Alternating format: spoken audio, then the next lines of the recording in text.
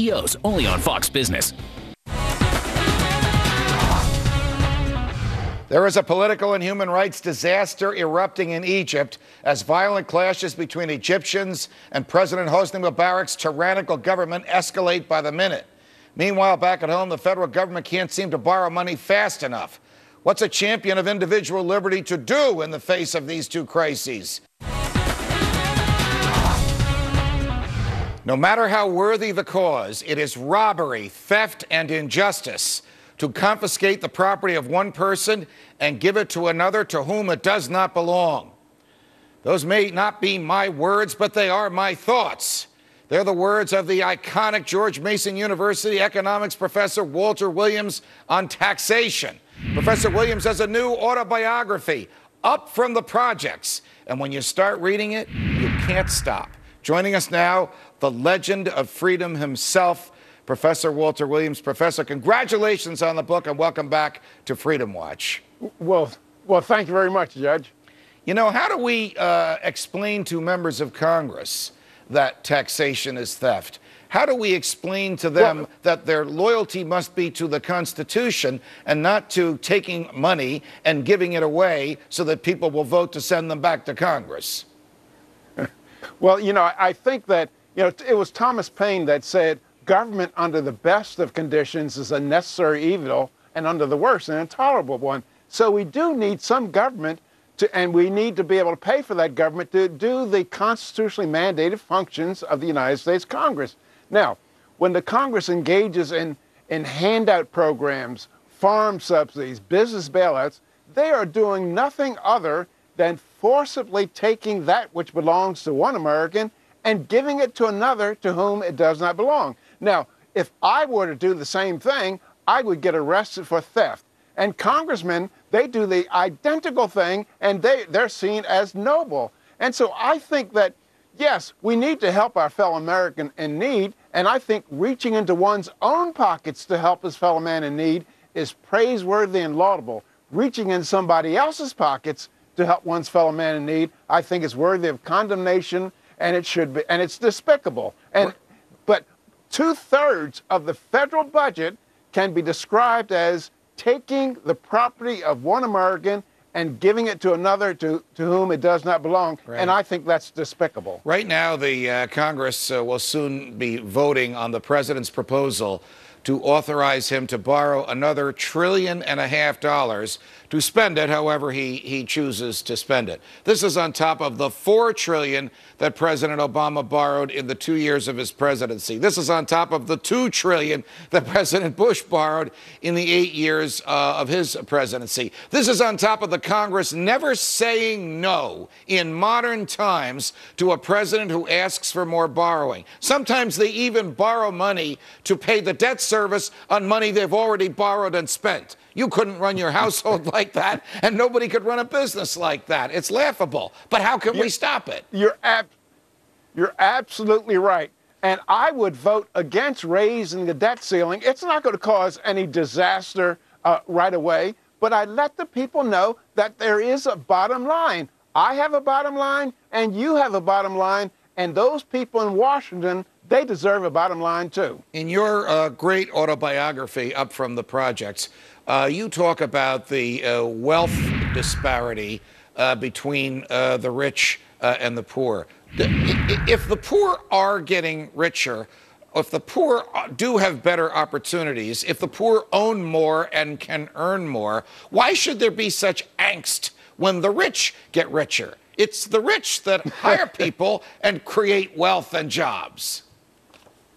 You're absolutely right. And all of my life, I've been trying to be like the rich. And I think, my success is not unique in America, but I think one of the greatest things about our country is that just because you know where a man ended up in life, you can't be sure about where he started. That is, there's so much income mobility in our country that we are the envy of the world. That is, in Europe, in order to be at the top, you have to start at the top. But in the United States, you can start at the bottom, in the middle, and wind up at the top. And that is a great attribute of our country, and we all should be proud of it, and we all should try to preserve that. Do we have the right to discriminate on the basis of race in the ordinary, everyday decisions that we as private individuals make in our lives? Well, Judge, you know, when I was choosing a wife to marry, I systematically discriminated against Italian women, Irish women, Chinese women, women with criminal backgrounds, and women did not bathe regularly. And so I discriminate in many ways, and sometimes I discriminate on race, and sometimes I discriminate by sex.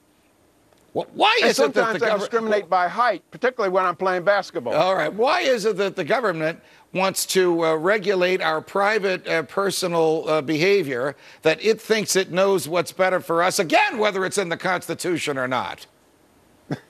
Well, I think that, Judge, I think that these congressmen are acting for many Americans that feel this way. That is, the American people ought to be educated so to recognize that freedom of association, your true commitment to freedom of association doesn't come when you permit people to associate in ways that you think is all right. It comes when you allow people to freely associate in ways that you find despicable.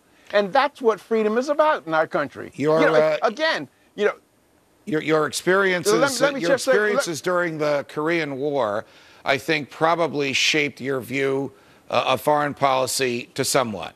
What do you think we should do? What do you think we should? I was lucky. I got to Korea a little bit after the war. All right. But I think that what we saw in Korea is a very, very good example. The post-war period shows a very good example between liberty and democratic rule and totalitarian of the North. That is, the South Korea bears no relationship, no similarity to North Korea. And the only reason is that they are freer than the people up north. What should we do about what's happening in Egypt? My argument is nothing. It's for the Egyptian people to decide. That is absolutely right. And we might extend that around the world. That is, the United States should not intervene anywhere unless our national interests are at threat. And when what goes on in Egypt is not threatening our national interests. Professor Williams, it's a pleasure. The book is Up from the Projects. Thanks very much for joining us. Thank you.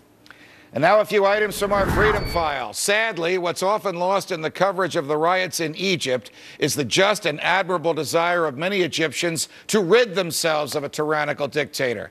And what's worse are reports of peaceful protesters being attacked, beaten, and sprayed with water by Egyptian police while praying. Above anything else, what's going on there, the government must always respect a person's natural right to worship. It's shameful, it's illegal, it's barbaric that President Mubarak's police are attacking peaceful worshipers. Obviously, the dictator approves. Newark, New Jersey police officer Vernon Parker was justly sentenced to 8 years in federal prison for beating a suspect ruthlessly. The suspect sustained a broken jaw and a fractured eye socket, all because he tried to file a complaint against Officer Parker for mistreatment in another case. Now, it's true. Most police officers would never take part in a type of beating as savage as this one. But police violence is still far too common. Freedom Watch reports to you nearly every day about police raids in which innocents are harmed or even killed.